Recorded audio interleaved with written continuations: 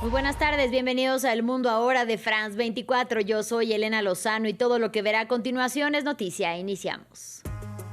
Cómo difíciles fueron calificadas por Rusia y Ucrania las negociaciones trilaterales que se desarrollaron con Estados Unidos en Ginebra.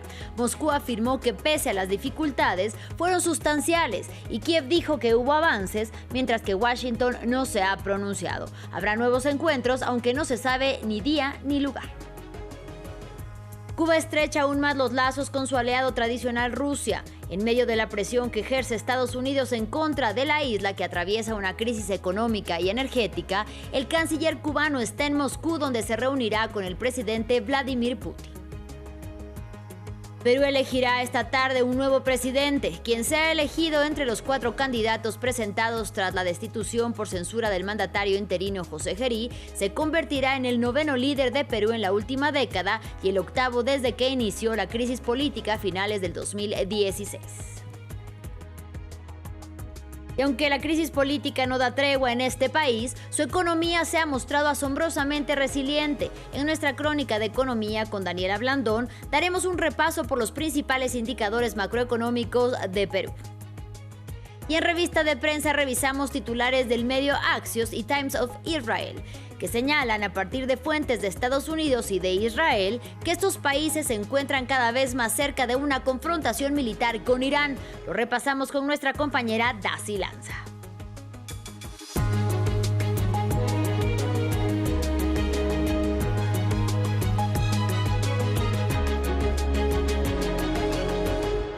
Iniciamos en Ginebra. Rusia y Ucrania calificaron de difíciles las negociaciones trilaterales que se desarrollaron con Estados Unidos en la capital suiza entre el martes y hoy miércoles. Moscú afirmó que pese a las dificultades de coincidir, sobre todo en asuntos militares, estas fueron sustanciales y Kiev dijo que hubo avances. Ambos países en guerra coincidieron en que habrán nuevos encuentros, aunque no se sabe todavía ni dónde ni cuándo.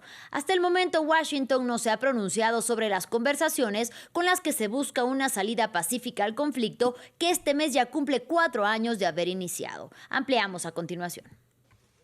Sin aparentes logros en las conversaciones para poner fin a la guerra de Ucrania, la delegación rusa abandonó el Hotel Intercontinental de Ginebra, pero según los ucranianos se han producido algunos progresos. Hay avances, pero no se pueden revelar detalles en este momento. El siguiente paso es alcanzar el nivel de consenso necesario para someter las decisiones tomadas a la consideración de los presidentes. Nuestra tarea es preparar una base práctica, no meramente formal, para ello. Ucrania sigue mostrándose constructiva. Las conversaciones fueron la tercera ronda de negociaciones mediadas por Estados Unidos. Ayer se prolongaron durante mucho tiempo en diferentes formatos y hoy también durante unas 2 horas. Fueron difíciles, pero profesionales. La próxima reunión tendrá lugar en un futuro próximo.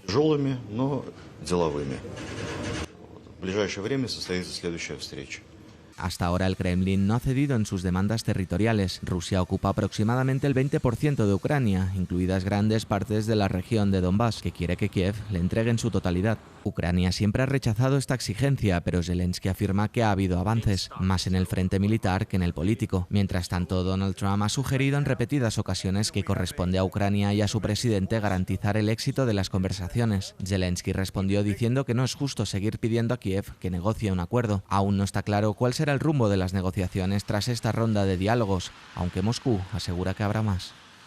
Ahora vamos a Rusia. En medio del aumento de presiones de Estados Unidos contra Cuba, el gobierno de la isla estrecha aún más los lazos con su aliado tradicional Rusia. El canciller Bruno Rodríguez se reunió con su par ruso Sergei Lavrov y llamaron a Washington a que renuncie a más de 6 décadas de bloqueo comercial contra La Habana.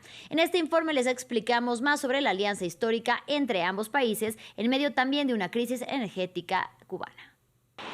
¿Podrá Rusia salir al rescate de Cuba una vez más? En medio de una prominente crisis energética y de abastecimiento provocada en parte por el robustecimiento del bloqueo marítimo de Estados Unidos a la isla, Moscú fue el escenario el miércoles de un despliegue diplomático para apoyar a la nación caribeña, reuniones con el canciller Sergei Lavrov, el exmandatario Dmitry Medvedev y con el presidente Vladimir Putin. El Kremlin sigue firme en su apoyo a la administración del Partido Comunista Cubano.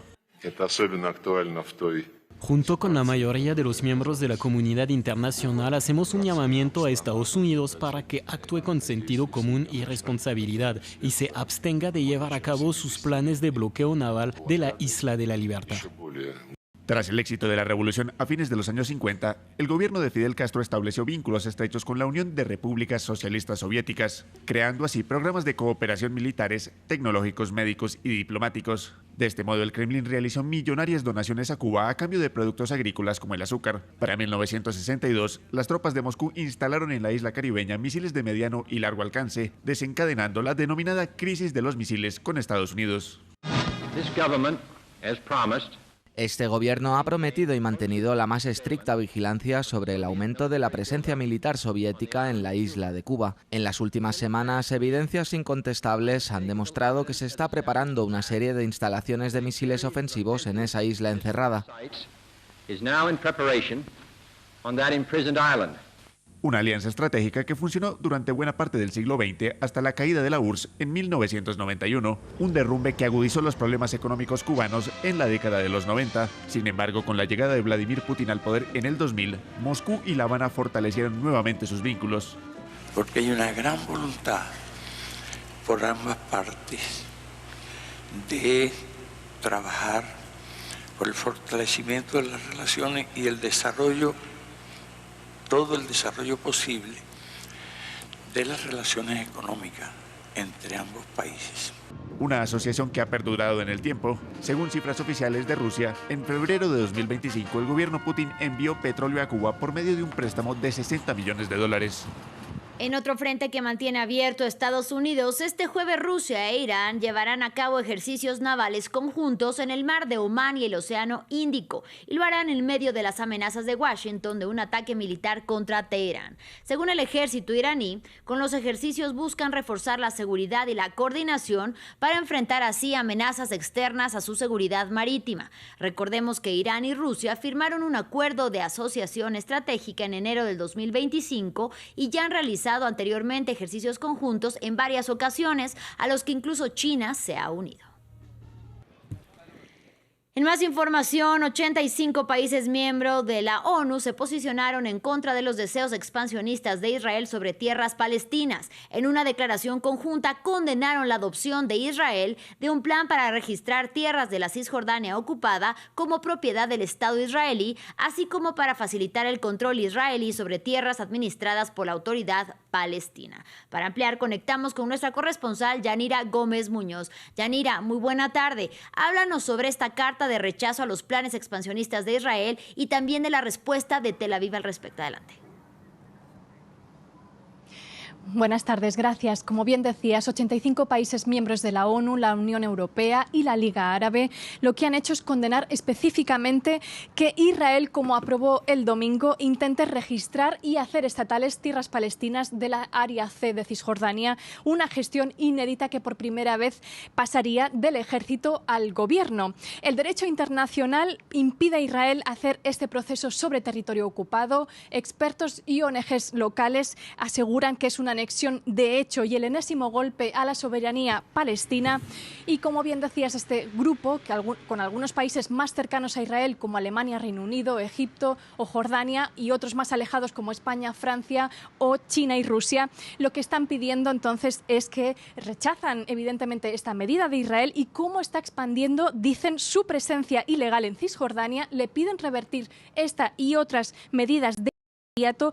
Dice que buscando alterar, cito textualmente, la composición demográfica, la naturaleza y el estatus de los territorios palestinos ocupados a través de asentamientos, a través de estas medidas.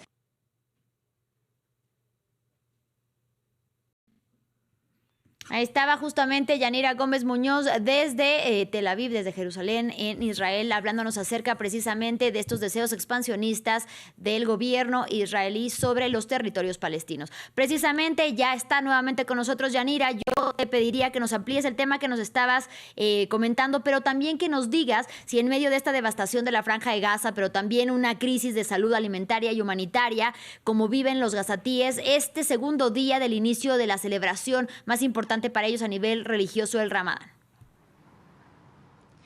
Se ha cortado, pero como decía, lo que piden en esencia es que la única solución para estas medidas y para hacer frente a lo que está haciendo Israel en Cisjordania es que la paz pasa por un Estado palestino independiente. Eso sí, en esta carta no han hecho ningún llamado a ninguna sanción o a frenar relaciones comerciales. Sin embargo, el gobierno israelí ha ignorado este comunicado y de forma indirecta el ministro de Finanzas, Bezalel Smotrich, ha subrayado en un evento ante líderes de asentamientos básicamente que sus planes para, dando por hecho que el próximo gobierno estará su partido, ha dicho que sus planes son básicamente alentar la migración, lo que significa promover la limpieza étnica en Cisjordania, y también ha dicho que eliminarán de golpe los acuerdos de Oslo. Como bien mencionamos, estamos a las puertas de este Ramadán. Es el tercer Ramadán bajo invasión israelí, es el primero bajo la tregua impuesta por Donald Trump, pero como dicen los palestinos en Gaza, el cese solo es de nombre, es nominal, porque no ha cambiado nada. El dolor persiste, como los ataques, los bombardeos, los tiroteos, hay escasez de alimentos y los precios están disparados, y los lugares de culto y reuniones familiares básicamente son entre 835 mezquitas destruidas, 180 dañadas y celebraciones en tiendas de campaña precarias o en lugares de rezo improvisados con madera y, como decía, entre los escombros. Decía Reuters, una palestina desplazada, que les hubiera gustado recibir este Ramadán en un ambiente diferente porque, como decía, lo que hay es esa sensación de dolor colectivo por la pérdida. Al no poder celebrar este Ramadán con amigos, familiares, al menos más de 600 muertos en esta supuesta tregua de Trump, y también por esa pérdida espiritual de estos lugares de culto, ¿no? Porque tampoco hay la posibilidad de adornar como se querría, apenas se han visto algunos adornos, algunos farolillos, y evidentemente lo que va a haber son comidas de iftar muy sencillas. Un ánimo que en Cisjordania tampoco será mejor porque hay gran miedo por estos planes que decíamos anexionistas de Israel, también por la asfixia económica que lleva a cabo cortando e impidiendo y bloqueando los fondos de la Autoridad Nacional Palestina. Hay gran desesperación por el desempleo que imposibilita, por ejemplo, trabajar de este lado, y entonces en este ánimo es como llega este Ramadán. Muchísimas gracias, Yanira Gómez Muñoz, por la información, por tu reporte puntual desde Jerusalén. Avanzamos porque nuevo capítulo en la crisis política por la que atraviesa Perú. Un día después de la destitución de José Gerí, el Congreso peruano escogerá esta tarde al nuevo presidente interino. De los 4 congresistas que presentaron sus candidaturas, se elegirá el 9º presidente de Perú en la última década y al 8º desde que inició a finales de 2016 la crisis política. Este permanecerá en el cargo hasta abril, cuando tendrán lugar las próximas elecciones presidenciales y legislativas en el país andino. William Gasso con la información. ¿Quién sucederá a José Gerí a la cabeza del gobierno interino de Perú?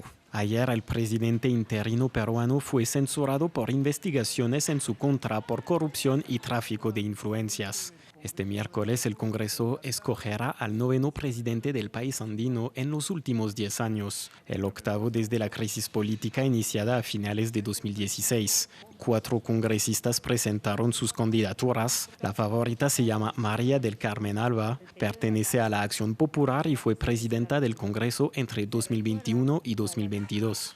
Abogada de 58 años y militante histórica del partido centrista, se beneficia del apoyo de un partido que ha ocupado la presidencia del país en 3 ocasiones. Otro candidato es la figura de izquierda Edgar Raimundo. Con 73 años, este sociólogo cuenta una larga experiencia política en formaciones de izquierda y pertenece ahora a Juntos por el Perú. Edgar Raimundo cree poder generar consenso alrededor de su candidatura. Por supuesto, porque yo soy de las personas que conversa bastante, soy de las personas que genera consenso y por supuesto, independientemente de la posición política e ideológica, está de por medio de nuestro país y para eso hay que dar la vuelta en todo sentido bajo criterios democráticos para lograr consensos amplios. El tercer candidato es Héctor Acuña. El legislador conservador de 68 años es el hermano del actual candidato presidencial César Acuña. Es miembro de la formación Honor y Democracia, integrada en gran parte por exaltos mandos de las Fuerzas Armadas. El cuarto postulante es José Balcázar, de 83 años,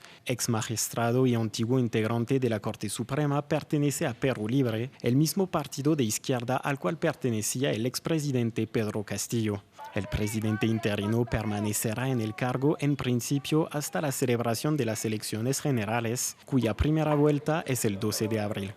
Es tiempo de economía en France 24.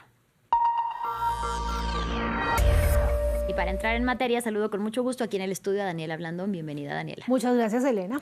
Bueno, pues vamos a iniciar hablando de Perú, que está inmerso en una crisis política, pero en específico de cómo está su economía en medio de este panorama. Claro que sí, ya lo veíamos en el informativo, cómo avanza el conteo contrarreloj para que el Congreso peruano decida quién será el sucesor de José Gerí, el séptimo mandatario en 10 años, quien fue removido el martes de su cargo como presidente interino. Pero lo cierto es que la inestabilidad política contrasta con una relativa estabilidad económica, o al menos así lo muestran las cifras que vamos a ver. Basada en una fuerte dependencia minera, se ha mantenido esta economía resiliente con un crecimiento del 3,4% en 2025 y vemos también esta línea de tendencia como nos muestra esa relativa estabilidad, con excepción, por supuesto, del 2020 y 2021 cuando se dio la pandemia del COVID-19. Además, cuenta también Perú con una inflación relativamente baja del 1,5% anual. Ya quisieran los vecinos de Perú tener una inflación de este nivel, lo que pone de relieve cómo la economía se ha mantenido aislada de estos choques políticos. Eso le ha permitido al Banco Central mantener las tasas de interés quietas durante los últimos 6 sesiones. El sol peruano también ha resultado casi inmune. El tipo de cambio no ha tenido variaciones muy bruscas en los últimos 10 años. También lo vemos en este gráfico, cómo se ha mantenido en un rango de entre 3 y 4 soles por cada dólar y es una de las monedas más fuertes de la región. Ahora vamos a hablar del inicio del Ramadán y cómo los musulmanes no se escapan del alza de los precios para poder llevar a cabo esta celebración tan importante. Así es, los países musulmanes empiezan entre miércoles y jueves el mes sagrado del Islam, un espacio repleto de comida, de reuniones familiares, pero también de alza de precios, y Turquía es uno de los países más inflacionarios, no solamente de la región, sino de todo el mundo, con alrededor del 30% anual según el gobierno, pero el doble según reportes independientes. Nuestro corresponsal en Estambul, Adrián Rocha, nos cuenta cómo se vive el Ramadán con este telón de fondo. Efectivamente, sobre todo teniendo en cuenta que tradicionalmente en Turquía la inflación se ve muy afectada por dos hechos que ocurren cada año. Uno es, evidentemente, el inicio de fin de año y la llegada a un año nuevo, que muchos precios son ajustados en esas fechas, y sobre todo es el inicio de las fiestas del Ramadán, que es cuando supermercados y grandes almacenes y tiendas multiplican sus precios para precisamente suplir esta gran alza de la demanda, sobre todo en casas y familias que empiezan a celebrar sus comidas y cenas familiares, tanto de madrugada como de noche, para romper el día del ayuno. Para intentar evitar esta subida de precios, el gobierno del presidente turco Recep Tayyip Erdogan ha ordenado batidas de policías y agentes de seguridad en supermercados del país. Sin embargo, los expertos aseguran que estas batidas, que buscan intentar limitar el alza de precios por parte de comerciantes y grandes almacenes, están solo rascar la superficie de un problema, la inflación en Turquía, que va muchísimo más allá. Ahora mismo, según recuentos independientes, como comentabas, la inflación en Turquía se sitúa en torno al 60% interanual, 30% según estadísticas del gobierno, muy cuestionadas sobre todo en los últimos años. Recordemos que hace un par o 3 de años Turquía competía con Argentina y Venezuela en esos rankings mundiales de inflación y llegó a tener incluso el país anatolio inflaciones de cerca del 140%. Interanual. Muchos turcos se quejan que incluso han tenido que cambiar sus dietas y que ya no pueden comprar carnes y alimentos más caros y tienen que pasarse a otros alimentos mucho más baratos, como pueden ser verduras o incluso pan o legumbres. En Turquía sí se ve muy afectada en una crisis que lleva ya de varios años, incluso que empezó antes de la crisis del COVID, sobre todo, según los expertos, por las políticas nada ortodoxas de un presidente turco, Recep Tayyip Erdogan, que está muy metido en todos los asuntos del país, sobre todo también en la economía, en este mes sagrado del Islam. Daniela, de Turquía nos vas a compartir ahora los indicadores. Bueno, las bolsas europeas tuvieron buenas ganancias este miércoles, un comportamiento atribuido a las acciones de defensa y a la banca, aunque el mercado bursátil está tratando de digerir ese rumor de que la presidenta del Banco Central Europeo, Christine Lagarde, planea dejar su cargo antes de octubre del 2027, cuando finaliza oficialmente su mandato. Este es un informe del Financial Times que va más allá y dice que Lagarde se iría antes de las elecciones francesas del 2027, todo eso para que Emmanuel Macron pueda podría influir en la decisión de su sucesor. La institución respondió afirmando que Lagarde no ha tomado ninguna decisión. Entre tanto, el FTSE 100 del Reino Unido, su principal indicador, alcanzó un nuevo máximo histórico este miércoles, después de conocerse que la inflación se enfrió el mes pasado, en enero, hasta el 3% anual, lo que reforzó las expectativas de un posible recorte en las tasas de interés en marzo. Esto dijo el primer ministro. Estamos haciendo todo lo posible para aliviar esa presión inflacionaria, utilizando todos los mecanismos posibles. La inflación es un problema importante porque si se reduce significa que los precios se controlan y el impacto de las facturas que preocupan a la gente baja. Por eso es fundamental que hayamos estabilizado la economía. Y cerramos con un anuncio de Google. Pues espera que los gigantes tecnológicos anuncien acuerdos e inversiones esta semana, mientras líderes mundiales y figuras clave de la inteligencia artificial se reúnen en Nueva Delhi para debatir las oportunidades y desafíos de esta industria. Google ya dijo que construirá nuevos cables submarinos desde el centro que planea en India y que conectarán al país con Singapur, Sudáfrica y Australia. El año pasado anunciamos un centro de inteligencia artificial de 15.000 millones de dólares en Vizag. Este centro albergará computación a escala de gigavatios y una nueva puerta de enlace internacional por cable submarino. Una vez finalizado, brindará empleos y los beneficios de la IA de vanguardia a personas y empresas de toda la India. Muchas gracias, Daniela Blandón, como siempre, por la información económica. Acá nos vemos en una próxima oportunidad. Claro que sí. Y bueno, ahora es tiempo de revista de prensa en France 24. Ya nos acompaña para revisar los principales titulares de los medios internacionales Dasil Lanza. Bienvenida, Dasil. Hola, Elena, ¿cómo estás? Bien, Dasil. Pues vamos a iniciar hablando de informes de fuentes de Estados Unidos y también de Israel que señalan de la inminencia de una escalada con Irán. ¿Qué dice la prensa acerca de esto? Bien, partimos de lo que dice el portal Axios y su corresponsal Barak Ravid, uno de los más eminentes analistas de este portal, para lo que tiene que ver con Medio Oriente, y en este caso dice que el gobierno de Donald Trump está cada vez más cerca de una gran guerra en Medio Oriente. Dicen que, a diferencia de, por ejemplo, lo que pasó en Venezuela, que fue una intervención más acotada, en este caso se estaría hablando de una campaña de mayor alcance que incluso podría durar semanas.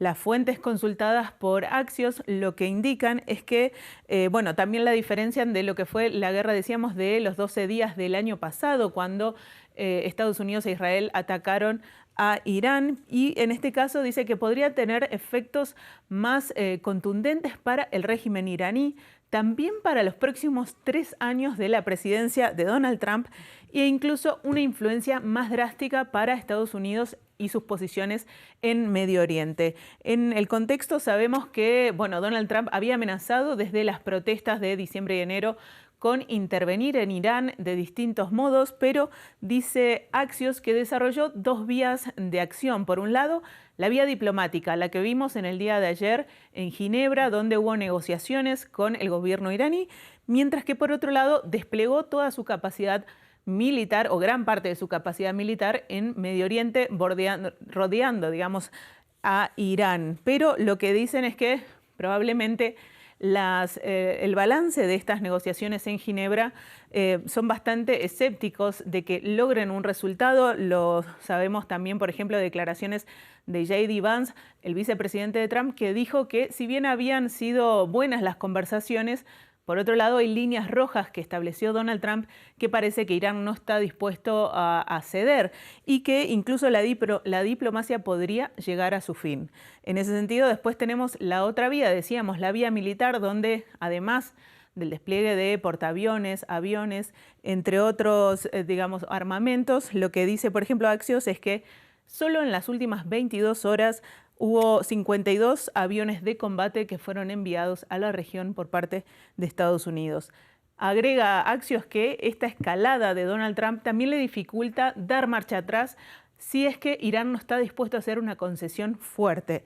Por otro lado, agrega voces del gobierno de Israel, donde fuentes consultadas lo que dicen es que se están preparando para una guerra en los próximos días, más precisamente, pero también hay otras fuentes estadounidenses que, según Axios, indican que Estados Unidos podría necesitar más tiempo. Igualmente, por ejemplo, un asesor de Donald Trump le dijo a este portal que el jefe se está cansando, esto en alusión a Donald Trump, y que hay 90% de probabilidades de que se vea una acción cinética en las próximas semanas. ¿Cómo aborda este mismo tema de Times of Israel?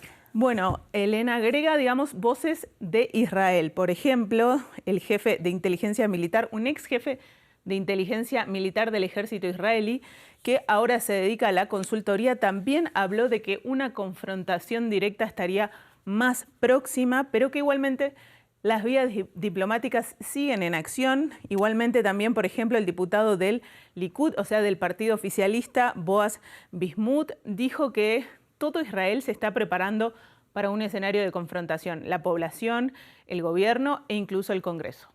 Bueno, ahora vamos a hablar sobre, seguimos con Irán, pero también con las negociaciones de Estados Unidos, primero con Rusia y Ucrania y por otra parte con Irán, porque hay análisis en los medios estadounidenses acerca de cómo ha sido el abordaje a nivel diplomático por parte de la administración Trump. En ese sentido, empecemos con el New York Times. El New York Times lo que dice es que hay una diplomacia sin diplomáticos.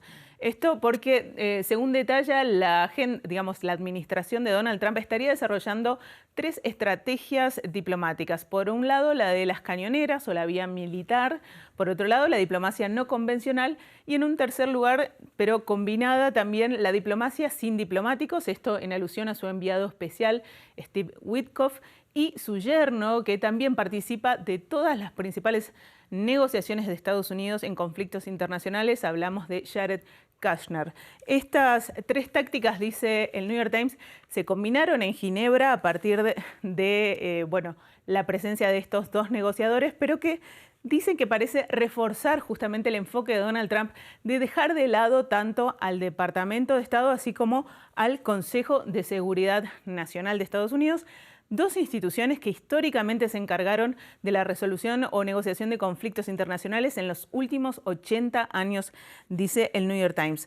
Por un lado, Trump confía en su enfoque y por otro lado, por los resultados que vimos en Gaza con el hecho de lograr un cese el fuego, pero también países como Rusia, Turquía, entre otros, destacan el enfoque transaccional y mucho más flexible de estos negociadores que, recuerda el New York Times, vienen del mundo de los negocios, más precisamente del mundo del negocio inmobiliario, y que, manejan un lenguaje negociador distinto y no se detienen, por ejemplo, en conferencias sobre derechos humanos y demás, según indica este medio. Así es que, igualmente hay que destacar que hay partidarios del gobierno que resaltan que tienen un patrimonio importante y por eso no se verían involucrados en potenciales conflictos con respecto a enriquecimiento ilícito y demás. Sin embargo, hay otras voces más críticas que hablan de que tienen conflicto de intereses porque son parte, junto a la familia Trump, de empresas como en áreas del Bitcoin, entre otras.